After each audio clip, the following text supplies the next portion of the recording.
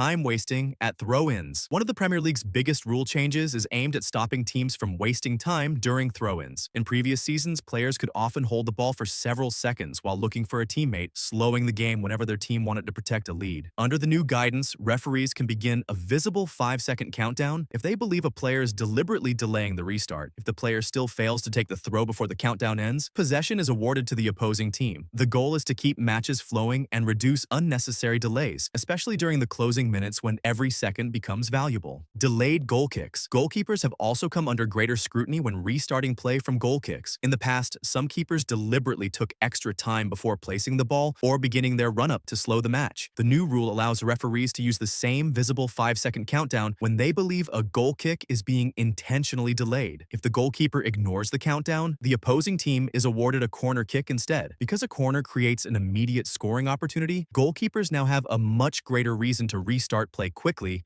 instead of trying to waste time. New substitution time limit. Substitutions are now more tightly controlled to prevent players from slowly walking across the pitch while leaving the field. Once a player is substituted, they have 10 seconds to exit the pitch. If they deliberately take longer without a valid reason, the incoming substitute cannot immediately enter the match. Instead, the replacement must wait until the next stoppage after at least 1 minute has passed. This means a team could temporarily play with only 10 players because of its own delay. The rule encourages quicker substitutions while removing another common way teams manage the clock late in games. Longer injury treatment rule. Players who receive treatment on the field must now spend at least 1 full minute off the pitch before returning to play. Previously, that waiting period was only 30 seconds. The change is designed to discourage players from exaggerating injuries simply to stop the game or break the opponent's momentum. Genuine injuries will still receive immediate medical attention, but players who are fit enough to continue must now wait longer before rejoining the match. This creates a greater disadvantage for unnecessary stoppages, while allowing referees to better distinguish between serious injuries and attempts to waste time. Hair-pulling punishments. Hair-pulling has now received clearer disciplinary guidance than ever before. If a player deliberately pulls an opponent's hair without using excessive force, the referee should issue a yellow card for unsporting behavior. However, if the action is considered violent or uses excessive force, it becomes violent conduct and results in a straight red card. Although hair pulling is relatively rare, several high-profile incidents in recent years showed that referees needed clearer instructions. The updated guidance helps ensure similar incidents receive more consistent punishments across the league. Stricter holding at set pieces. Defenders often use subtle holding or blocking during corners and free kicks to stop attackers from reaching dangerous positions. While some physical contact is unavoidable, referees have been instructed to punish deliberate holding that has no genuine football purpose. Pulling shirts, grabbing arms, or blocking a player's run without attempting to play the ball will now receive greater attention. This change is intended to give attacking players a fair opportunity to compete for crosses rather than being illegally prevented from moving inside the penalty area. Goalkeeper protection. Goalkeepers already receive certain protections inside their penalty area, but the Premier League has strengthened its guidance on challenges involving attacking players. If an attacker deliberately makes unnecessary contact that prevents the goalkeeper from moving naturally or attempting to collect the ball, referees are expected to award a free kick more consistently. The focus is on preventing attackers from using physical contact that has little to do with playing the ball. By clarifying these situations, officials hope to reduce dangerous collisions while allowing goalkeepers to perform their role more safely. VAR reviews for second yellow-red cards. One of the biggest changes involving VAR concerns second yellow cards. Previously, VAR could not review these situations because they were treated as yellow card decisions rather than direct red cards. Under the new protocol, VAR can now review an incident when a second yellow card results in a player being sent off. However, there is an important limitation. VAR cannot recommend a second yellow if the referee failed to show one during the match. It can only review the incident after the referee has already issued the second caution. The change aims to reduce obvious mistakes while still keeping most yellow card decisions under the referee's control.